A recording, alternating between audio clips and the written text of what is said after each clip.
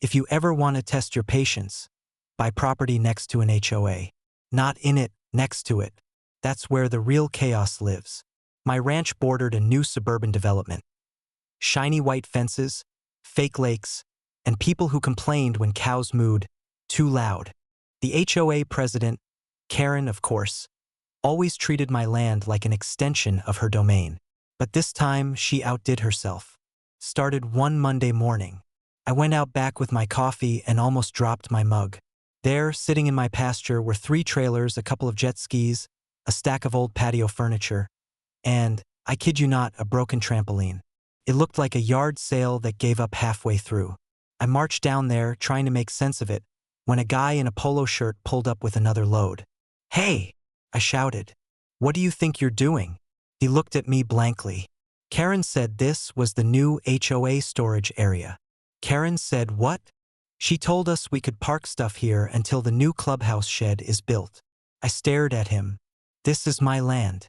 You're dumping junk on private property. He shrugged. Take it up with the HOA. I did. I stormed into their fancy little office. Glass doors, marble floors, and a sign that read, "Maintaining order since 2012, which is ironic, because order was the last thing they maintained. Karen was behind the counter, sipping something green and smug. "Oh, hello. I was going to call you. The HOA board voted to use your rear lot temporarily as a community storage zone." "You voted to use my backyard?" I said, trying not to laugh. "Technically, it's shared space," she said. "There's no clear fence line." I pulled out my phone and showed her the county property map. Bright red line, crystal clear. Everything behind the old oak tree was mine. She barely looked at it. "Maps can be misleading," she said. "We're a growing community, and you should contribute to that growth." I leaned forward. "You're lucky I don't charge rent." She smirked. "That's the spirit." For 3 weeks, more junk piled up. Boats, bicycles, even someone's busted hot tub. One evening, I caught a couple unloading boxes marked Christmas decorations. When I told them to leave, they said, "But Karen said it's community storage." That night, as I stood watching the sunset disappear behind a mountain of garbage, I decided, if they thought this was community property, then the community was about to experience capitalism. So I made flyers. Bright yellow, bold letters. Unclaimed items auction, open to the public, this Saturday at 10 a.m. Below, in small print, all items found abandoned on private property for more than 14 days will be sold under State Code Section 602.1. Friday night, I sent copies to every HOA mailbox. By 9:45 a.m. Saturday, the ranch was packed. Trucks, bidders, neighbors, even a few curious cops. I stood on a hay bale, clipboard in hand, wearing my best auctioneer grin. "Welcome, folks. Everything you see here is up for grabs. Boats, bikes, barbecue grills, all abandoned on my property without permission." Karen arrived halfway through the chaos, screeching to a halt in her Lexus. "What is happening?" she shrieked. I waved cheerfully. "Morning. I'm holding a sale. You can't sell community property." I raised my voice. "Correction.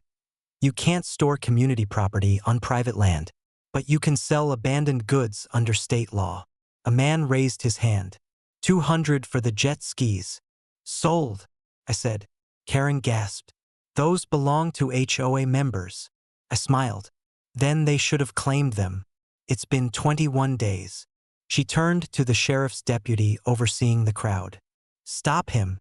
This is theft." The deputy checked his clipboard. "Actually, ma'am, he filed the proper notice with the county. You got 14 days to remove this stuff. You didn't. He's within his rights." Karen's jaw dropped. Meanwhile, someone bid $500 for the old trampoline. Another guy took the patio set. The crowd cheered like it was an episode of Storage Wars. When it was over, I'd made nearly $12,000 in cash and checks. Karen was shaking with fury. "This isn't over." "Good," I said. "Next time, maybe your HOA will think twice before turning someone else's yard into a junkyard." 2 weeks later, I got a letter from the HOA's lawyer, full of empty threats about defamation and unlawful auctioning. I sent back a copy of the sheriff's signed authorization and a polite note. Further abandoned items will incur a $200 per day storage fee. Payment due upon retrieval.